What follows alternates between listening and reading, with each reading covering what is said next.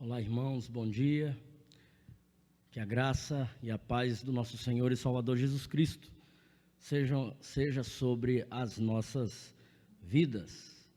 Que as bênçãos de Deus Pai, de Deus Filho e Deus Espírito Santo repouse sobre você e sobre todos da sua família, sobre a sua amada igreja, no nome de Jesus. Nós saudamos a todos que nos acompanham nesse momento. Queremos louvar a Deus e agradecer, porque nós fizemos o chamamento e todos trabalharam e nós alcançamos o nosso objetivo.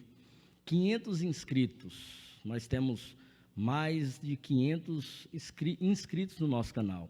E agora o nosso objetivo é ir alcançando cada vez mais. 500, 600 inscritos, 700, até chegarmos a 1.000. Nosso objetivo é 1.000, até o final de abril ou maio, no aniversário da nossa igreja, estarmos com 1.000 inscritos no nosso canal. Mas para isso, para chegar a 1.000, a gente precisa chegar a 600 primeiro, depois 700 e assim por diante. Então, o nosso desafio a você de poder não só se inscrever no nosso canal do YouTube, mas também curtir os nossos vídeos, compartilhar. Faça isso e você vai nos abençoar e nos abençoar muito.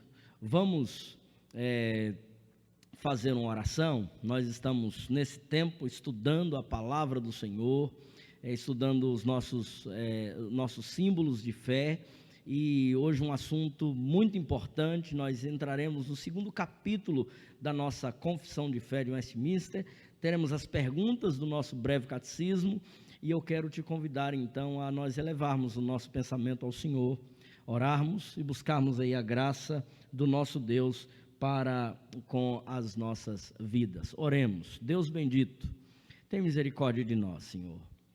Ilumina a nossa mente, o nosso coração, para compreendermos a Tua santa, Tua bendita, Tua maravilhosa palavra, Senhor. Dá-nos a graça, ó Deus, de podermos, iluminados os olhos do nosso coração, como a Tua própria palavra diz, Senhor, podermos compreender qual a altura, a profundidade, a grandeza, ó Deus, do conhecimento do Senhor.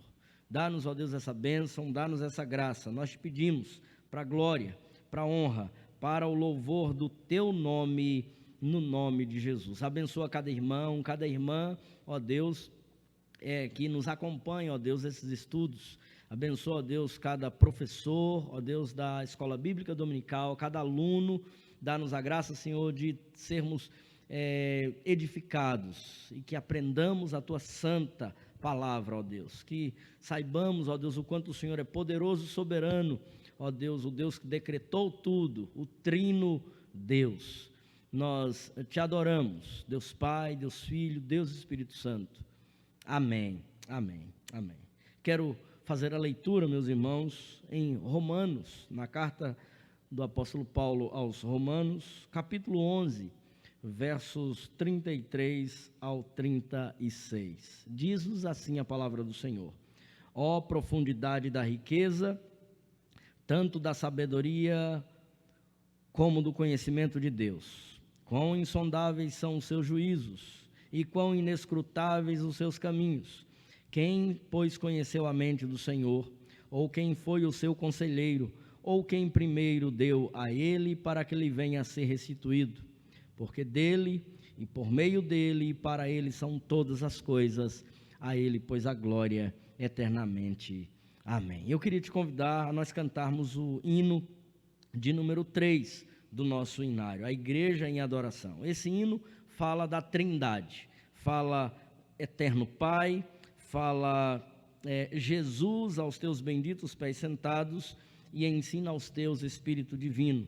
Ele divide muito bem a ação poderosa da Trindade na nossa vida e uma oração e um pedido a essa Trindade maravilhosa, o nosso Deus, o nosso Trino Deus.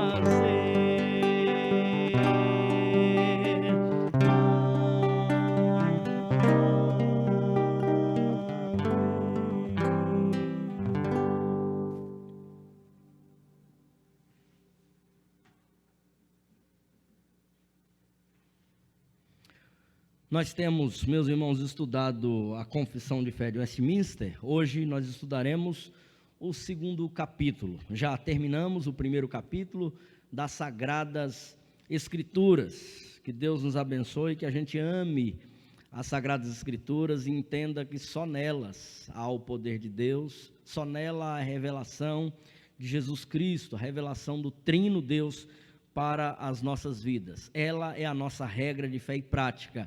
E é nela que nós devemos buscar instrução para a nossa vida. Antes de olharmos o segundo e o terceiro capítulo, que iremos estudar os dois capítulos essa semana, eu quero ler as perguntas e respostas do nosso breve catecismo.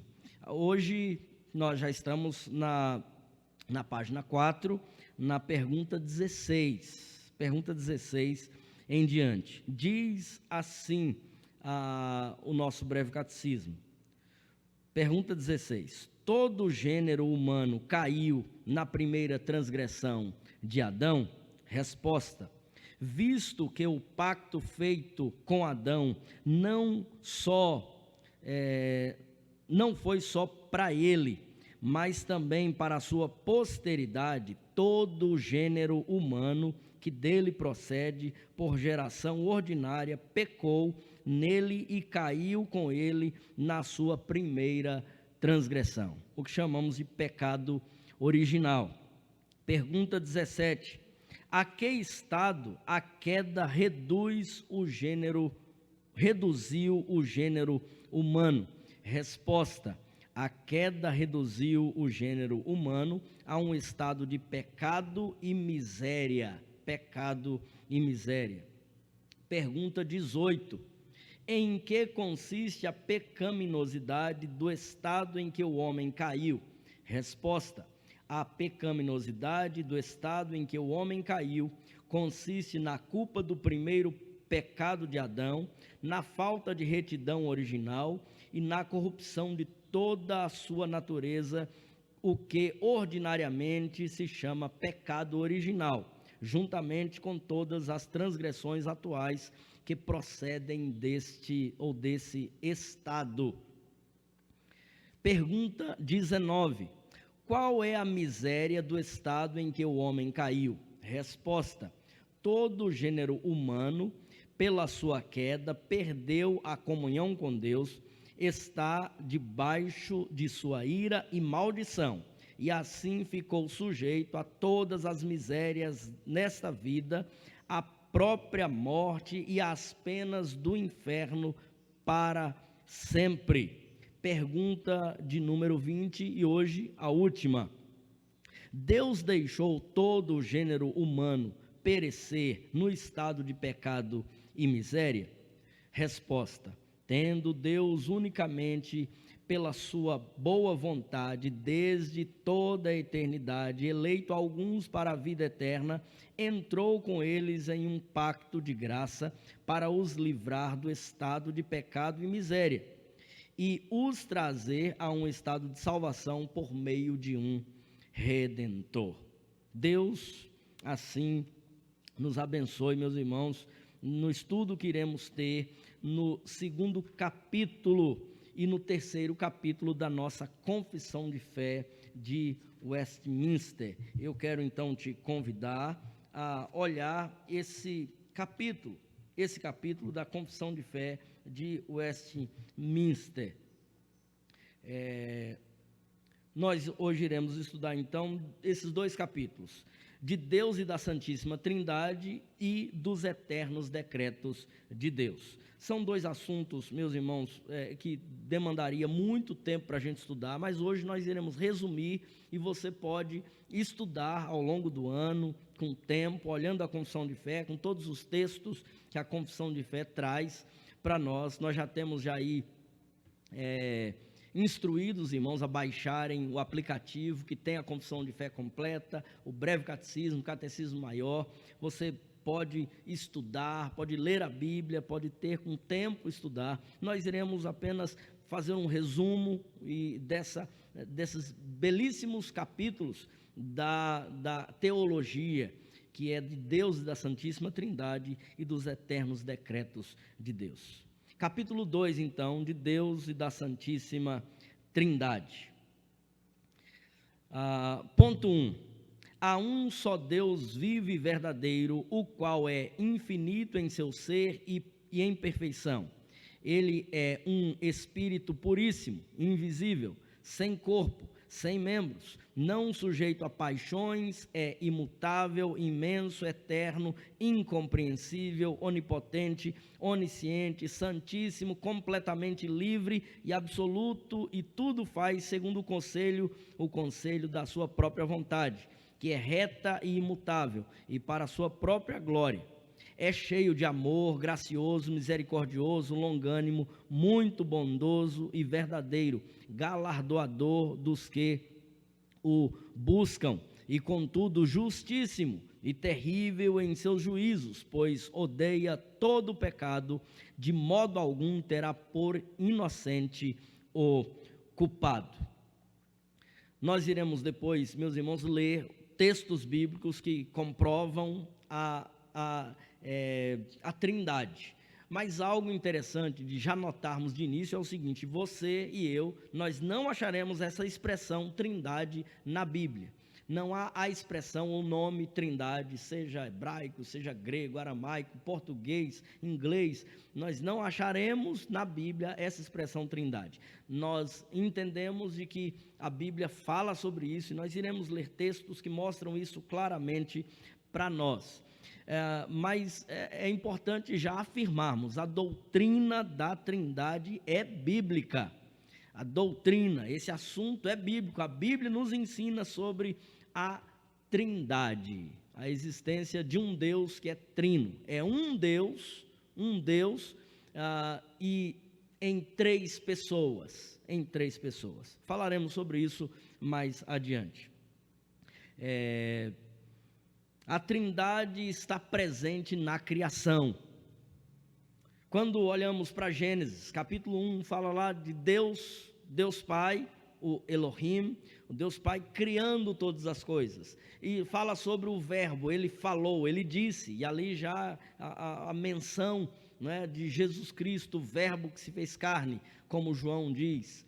E também a menção do Espírito. O Espírito de Deus pairava sobre a terra. Então só ali a gente já encontra a menção da Trindade, mas não podemos provar Trindade lendo apenas Gênesis.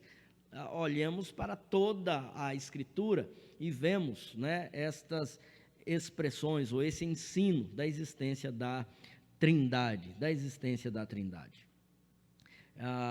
A Trindade está presente na criação, a Trindade está presente na preservação daquilo que Ele criou. Deus criou e o Deus Pai, Deus Filho, Deus Espírito Santo trabalha na preservação de tudo o que foi criado. E a Trindade também está presente na salvação do homem. Deus Pai planejou, Deus Filho executou e Deus Espírito aplica no coração do homem. Então, a Trindade está presente na criação, a Trindade está presente na preservação de todas as coisas e a Trindade está presente na salvação. Nós precisamos também entender algo, meus irmãos, quando falamos de Trindade ou de um Deus soberano, de um Deus grande, sobre o que significa a imagem e semelhança de Deus. Nós somos criados à imagem e semelhança de Deus. Então, fica por vezes difícil entender o que significa Trindade, a gente tentar fazer Deus igual a nós. Não, Deus não foi feito igual à nossa imagem, não. Nós fomos criados à semelhança e imagem de Deus. Mas o que significa essa semelhança e imagem de Deus? Não significa que Deus tem mãos, não significa que Deus tem pés, não significa que Deus tem olhos ou tem boca, por mais que a linguagem bíblica, para conformar com a nossa linguagem, use essas expressões. Deus é Espírito, ou como é dito aqui, Ele é um ser infinito em perfeição, Espírito puríssimo, invisível, sem corpo. Então, Deus não é igual a nós. O que significa, então, ser a imagem e semelhança de Deus? Deus é amor, e Ele, então, dividiu esse amor conosco. Deus é bom e Ele dividiu essa bondade conosco. Então, Ele dá ao homem essa condição de ser parecido com Ele, ou ter essa imagem e semelhança dEle. É esse o sentido de a imagem e semelhança que nós somos criados, como criaturas de Deus. Nós, então, temos essa imagem e semelhança de Deus. É interessante de que só o ser humano é a imagem e semelhança de Deus. Os animais não são a imagem e semelhança de Deus. Nada da criação é a imagem e semelhança de Deus. Refletem a glória de Deus, mas não são criados à imagem e semelhança de Deus. Só o ser humano é a imagem e semelhança de Deus. Isso é importante para muitos assuntos, né, que iremos tratar, entendermos essa bela verdade da Escritura. Então, precisamos entender que imagem e semelhança de Deus não significa que Deus é igual a nós. Não. Deus está além de nós. É importante também nós entendermos de que Deus não é um de nós, e também o perigo de um falso entendimento sobre a Trindade. Por exemplo, a Trindade, ou quando não entendemos bem a Trindade, a gente divide Deus, a gente reparte Deus em várias partes. Não, há algo errado. Por exemplo, a quem adoramos? A quem oramos ou para quem oramos? Não, nós adoramos a Deus Pai. Não, ou adoramos só o Espírito Santo, ou adoramos só a Jesus, ou adoramos só a Deus. Para confessar pecado é só a Deus. Não. Então não tem como dividir. Nós vamos orar agora ao Espírito Santo. Não há essa divisão. Não tem. E a Bíblia não nos ensina a orar assim. Nos ensina a orar em nome de Jesus. É o Espírito Santo que nos move a oração. E toda a oração é feita a Deus, ao Deus Trino. Ao Deus Trino. A Deus Pai, a Deus Filho e Deus Espírito Santo. A ação das três pessoas da Trindade na adoração e na oração. Nós fazemos então, tudo que fazemos é para a Trindade, ou deve ser para a Trindade, e não divididos, né? Compartimentados. Não, há um erro nisso daí. Nós então oramos e nós adoramos ao Deus Trino, a Trindade Santa. Dizemos, né, como cantamos, né, o Deus eterno, como cantamos Cristo, como cantamos ao Espírito Santo, mas entendendo de que são pessoas diferentes, distintas, mas um só Deus. E quando oramos ou falamos ao Espírito Santo, falamos a Trindade. Quando falamos a Jesus, falamos a Trindade. Quando falamos a Deus Pai, falamos a Trindade. Deus, Ele é esse Deus grande, soberano, maravilhoso, o Deus Trino, Então é um Deus em três pessoas, e não há distinção de autoridade, ou um é maior do que o outro, não. Todos são, não foram criados. Não há esse ensino na Bíblia de que Deus Pai criou Jesus Cristo e Cristo criou o Espírito Santo. Não, eles sempre existiram, antes da fundação do mundo, a Bíblia já começa com esse pré-requisito, esse conceito formado, né? Esse ensino formado de que Deus sempre existiu, de que Ele não passou a existir, e não há uma criação, né, de Deus Filho ou Deus Espírito Santo. Não, o Deus Trino existe sempre existiu, é o Deus eterno, é o Deus Trino e eterno Senhor. Nós assim cremos e as Escrituras assim nos ensinam. Então, Deus não é um de nós. Há um perigo muito grande de nós dividirmos Deus. Quando falamos em três pessoas, nós não estamos dividindo Deus, nós estamos pensando na ação da Trindade. Então, essa ação é em três pessoas, né? E a gente entende, e a Bíblia nos mostra desta forma, a maneira de Deus agir, os tempos, as épocas, e como houve a época em que Deus Pai agiu, a pessoa de Jesus Cristo agiu, a pessoa do Espírito Santo no nosso tempo agora que age. Então nós entendemos assim, mas é o trino Deus em ação. Segundo ponto, Deus tem em si mesmo e de si mesmo toda a vida, glória, bondade e bem-aventurança. Ele é todo suficiente em si e para si, pois não precisa das criaturas que trouxe à existência. Não deriva delas glória alguma, mas somente manifesta a sua glória nelas, por elas e para elas e sobre elas. Ele é a única origem de todo o ser. Dele, por ele e para ele são todas as coisas, e sobre elas tem o soberano domínio, para fazer com elas, para elas e sobre elas tudo quanto quiser. Todas as coisas estão patentes e manifestas diante dele, e o seu saber é infinito, infalível, independente da criatura. Independe da criatura, ele não depende da criatura, de sorte que para ele nada é contingente ou incerto.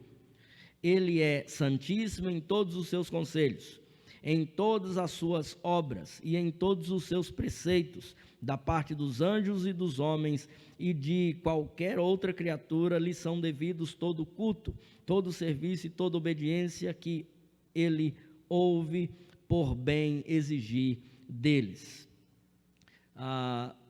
O que entendemos, meus irmãos, desse segundo ponto? De que Deus é todo suficiente, de que Ele é independente, Ele age independentemente de nós, de que Deus, Ele é Deus e Ele tem toda a glória, Ele é majestoso, Ele não depende de que eu dê glória para Ele ter glória, não, Ele tem glória, Ele é glorioso, porque Ele é Deus, Ele não depende de nós, Ele está acima de nós, é o Deus que está fora da criação, Ele está além da criação, então Ele não depende da criação para ser Deus, Ele sempre foi Deus e sempre será Deus. Se eu orar ou se eu não orar, Ele vai continuar sendo Deus. Se eu aceitar ou se eu não aceitar, Ele continua sendo Deus. Se eu acreditar ou não acreditar, Ele continua sendo Deus. Então Ele é todo suficiente, independente. Ele é a única origem de todo ser. Tudo se origina em Deus. Toda criação, toda criatura se origina em Deus. Tudo começou em Deus. Ele é o início de todas as coisas, como nós lemos no livro do Gênesis, falando sobre isso.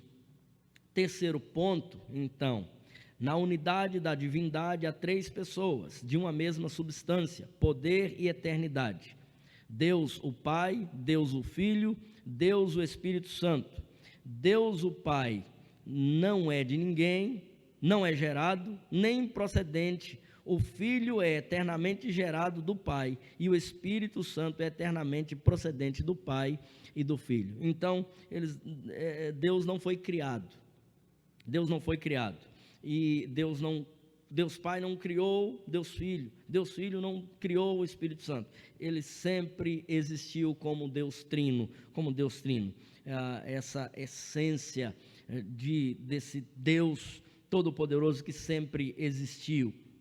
Mas em três pessoas, coexistente, existe em três pessoas, não se divide em três pessoas, mas existe em três pessoas, coexiste em três pessoas, o Pai, o Filho e o Espírito Santo. Agora eu quero te convidar a olhar textos, apenas três deles, que falam a respeito da existência da Trindade e o que a Bíblia fala a respeito da Trindade. O primeiro texto que eu quero ler com os irmãos é na primeira carta do apóstolo João, capítulo 5, versículo de número 7. Ele diz assim: pois há três que dão testemunho no céu, o Pai, a palavra, e aí a expressão aí é o verbo, né? O Logos, e o Espírito Santo, e estes três são um. Leio novamente.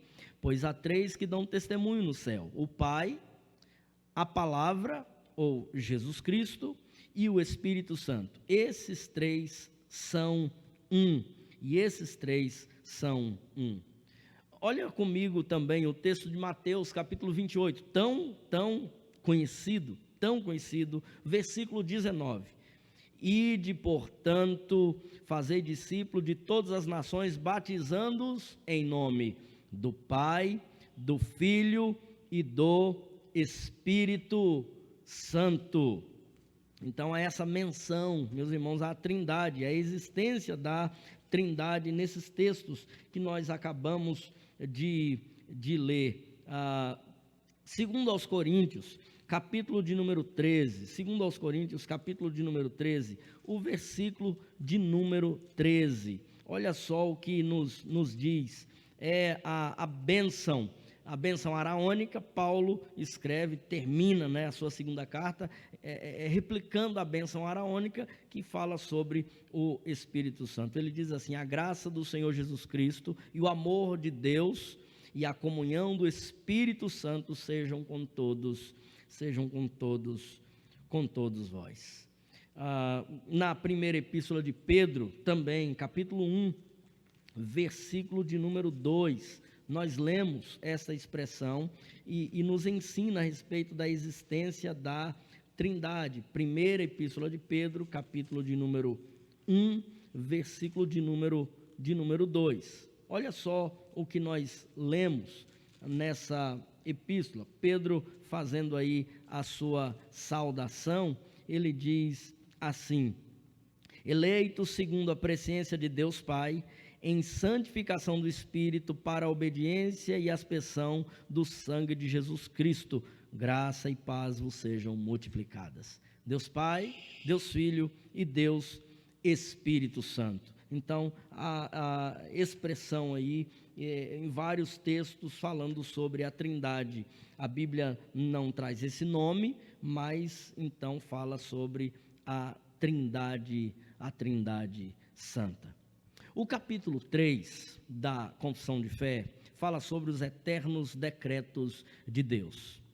O primeiro ponto vai dizer o seguinte: desde toda a eternidade, pelo muito sábio e santo conselho de sua própria vontade, Deus ordenou livre e inalteravelmente tudo quanto acontece, porém de modo que nem Deus é o autor do pecado, nem violentada é a vontade da criatura, nem é tirada a liberdade ou contingência das causas secundárias antes estabelecidas, dos eternos decretos de Deus. Então o ponto 1 nos ensina que Deus ordenou tudo o que acontece. Para entender isso, é importante a gente entender o seguinte: existe a vontade decretiva, é a vontade de decreto. Deus conhece todas as coisas, Ele é onisciente, Ele então decretou todas as coisas, Ele conhece tudo o que vai acontecer, passado, presente e futuro. Isso é a soberania de Deus. Mas aí vem a pergunta: Deus sabe o que eu vou fazer amanhã, o que eu vou cometer amanhã, o pecado que eu vou cometer, que você vai cometer amanhã. Mas Deus sente prazer nisso? É da vontade de prazer de Deus, ou Deus tem prazer nisso? Então existe a vontade decretiva, Deus sabe e ponto final. Acabou, não tem o que discutir. Outra coisa é se é da vontade dele, no sentido de ele ter prazer nisso. Eu pecar, não é da vontade de prazer de Deus, pois Ele já deixou a sua palavra para que eu não peque. Ele sabe o que eu vou fazer, mas Ele não tem prazer nisso. Uma coisa é Deus saber e Deus ter decretado. Ele sabe o dia que eu e você vamos morrer. Ele sabe o pecado que nós iremos cometer hoje ou amanhã, mas Ele não tem prazer nesse pecado que nós iremos cometer. Então, para a gente entender isso, a vontade de decreto e vontade de prazer em Deus. Segundo ponto: ainda que sabe tudo quanto pode ou há de acontecer em todas as circunstâncias imagináveis, Deus não decreta coisa alguma por havê-la previsto como futura ou como coisa que havia de acontecer em tais condições. O que é que isso quer dizer? Nada pega Deus de surpresa. Deus fez um plano, mas deu errado, então ele criou o homem, e aí o homem pecou, então ele falhou na sua criação, então ele se arrependeu da sua criação. A expressão se arrependeu, que nós encontramos em alguns lugares na Bíblia, é só para uma compreensão nossa, não significa de que Deus fez errado, e agora ele tem que consertar o que ele fez, ou como faz o GPS quando a gente erra o caminho, né? Faz de novo o trajeto. Não, nada pega Deus de surpresa. Ele conhece todas as coisas. Nada muda os planos de Deus. Essa história de que a oração muda os planos de Deus, não muda os planos de Deus. Muda o nosso plano, muda o nosso coração, muda a nossa vontade, muda o nosso caminho, muda o nosso jeito de ser e de pensar as coisas, e não em Deus. Nós não temos o poder, meus irmãos, e olha só que perigo que há, o poder de mudar Deus em alguma coisa. Lembra de um texto bíblico quando o rei Ezequias está para morrer, e ele pede, através da oração, e Deus lhe dá mais um tempo de vida? A minha pergunta é, Deus não sabia quando Ezequias iria morrer? Ele não já havia decretado isso? Então, a oração de Ezequias, ou o pedido, não mudou a vontade de Deus. Muda em Ezequias, mas não mudou a vontade decretiva de Deus. Deus então já sabia quando Ezequias iria morrer, que Ezequias iria fazer o pedido, que haveria mais alguns anos para Ezequias. Deus conhece todas as coisas, como Jó diz, no capítulo 42, texto tão conhecido nosso, os planos, os propósitos de Deus não podem ser frustrados. Nada frustra Deus, nada pega Deus de surpresa. Isso é maravilhoso, meus irmãos, servir a um Deus assim. Terceiro ponto, pelo decreto de Deus e pela manifestação de sua glória, alguns homens e alguns anjos são predestinados para a vida eterna e outros preordenados para a morte eterna. A Bíblia é clara nisso, quando mostra de que Deus já escolheu, como ele escolheu Esaú e Jacó antes da fundação do mundo, é ensinado lá em Romanos, capítulos 9, 10, Deus já escolheu os homens, já preordenou isso, já predestinou, ele conhece, já elegeu, uns para o inferno, outros para o céu, anjos, então Deus conhece todas as coisas, preordenou ou predestinou. Você pode não entender esse assunto, pode não aceitar esse assunto, mas você deve ter a clareza de que a Bíblia trata sobre isso e fala sobre isso, e isso faz parte da soberania de Deus. Nós não podemos perguntar a Deus ou questionar a Deus porque Ele fez assim ou porque Ele fez assado. Apenas entender e compreender de que Deus é soberano e Ele sabe de todas as coisas e Ele tem todo o poder. Então nós entendemos de que Deus sabe todas as coisas porque Ele decretou todas as coisas. E Ele decretou todas as coisas porque Ele sabe de todas as coisas. Ele é soberano, Ele é soberano. Então Ele sabe quem vai para o céu, Ele sabe quem vai para o inferno, porque Ele decretou todas as coisas. Quando a gente pensa assim, a gente vai dizer, mas Deus é injusto. Meus irmãos, Deus seria talvez justo se todos fossem para o céu, ou se todos fossem para o inferno. Aliás, todos iriam para o inferno. Nós devemos entender a misericórdia de Deus. O fato de alguns irem para o céu mostra a misericórdia, o amor de Deus, e não a injustiça de Deus. Todos mereciam ir para o inferno. Isso deve causar no meu e no teu coração gratidão a Deus, por entendermos de que somos eleitos de Deus, escolhidos de Deus, sem merecermos, sem justiça nenhuma da nossa parte. Ponto 4.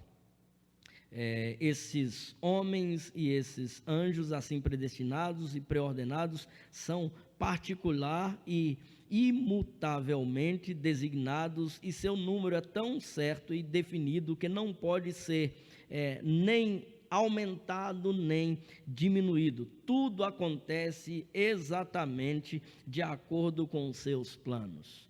Nada muda. Nada muda. Os dias da nossa vida, os anos da nossa vida, as pessoas que irão para o céu, que irão para o inferno, tudo acontece exatamente como Deus quer. A Bíblia diz que nenhuma folha de uma árvore cai sem o consentimento de Deus, sem o conhecimento de Deus. Nenhum cabelo, um fio do nosso cabelo cai ou deixa de crescer, sem Deus não conhecer. Ele conhece, Ele sabe de todas as coisas e preordenou todas as coisas. Glória a Deus por isso. Ponto 5, segundo o seu eterno e imutável propósito, e segundo o seu santo conselho e beneplácito de sua vontade, antes que fosse o mundo criado, Deus escolheu em Cristo para a glória eterna os homens que são predestinados para a vida, para o louvor da sua gloriosa graça. Ele os escolheu da sua mera e livre graça e amor, e não por previsão de fé, ou de boas obras, ou de perseverança nelas, ou de qualquer outra coisa na criatura, que a isso movesse como condição ou causa. Então, o ponto 5 vai nos dizer de que é eterno e imutável o propósito de Deus, antes da fundação do mundo. Antes da fundação do mundo. Deus então escolheu, o seu propósito é eterno e imutável. E Ele escolhe o homem, não o homem escolhe Deus. E também outro princípio que aprendemos na Santa Palavra é de que eu não sou salvo por causa das minhas boas obras. Não, eu não fiz nada para merecer essa salvação, ou eu não alcanço, nenhum homem alcança por si mesmo a salvação. É só por graça, é só pela misericórdia de Deus. Ponto 6. Assim como Deus destinou os eleitos para a glória, assim também, pelo eterno e muito livre propósito de sua vontade, preordenou todos os meios conducentes a este fim. E os chamados para a fé em Cristo, pelo seu Espírito que opera no tempo devido, são justificados, adotados, santificados e guardados pelo seu poder, por meio da fé salvadora. Além dos eleitos, não há nenhum outro que seja remido por Cristo, eficazmente chamado, justificado, adotado, santificado e salvo. Preordenou os meios para a salvação, de modo que tudo vem de Deus. De modo que a gente pode dizer o seguinte: ninguém vai poder dizer que chegou no céu dizendo assim, porque eu fiz isso ou porque eu fiz aquilo. Não. Como também ninguém chegará no inferno dizendo, eu cheguei aqui no inferno, a culpa é de Deus, porque Ele predestinou que eu chegasse aqui. A culpa é do homem, a culpa é do homem que pecou, a culpa é do homem que pecou. E a graça vem de Deus para salvar o homem. Até a fé que nós temos foi Deus que nos deu. Então, nada é pela nossa própria obra. Tudo vem de Deus. Ponto 7. Segundo o inescrutável conselho de sua própria vontade, pela qual ele concede ou recusa misericórdia como lhe apraz, para a glória do seu soberano poder e sobre as suas criaturas, para o louvor de sua gloriosa justiça, o resto dos homens foi Deus servido não contemplar e ordená-los para a desonra e ira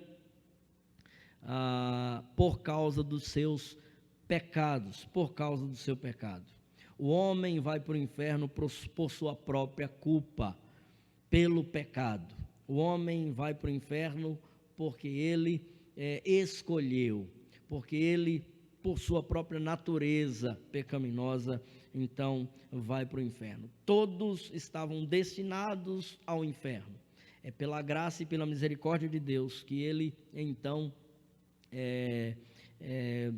resolveu, segundo a sua boa vontade, segundo a sua bondade, segundo a sua misericórdia e a sua graça, escolher alguns.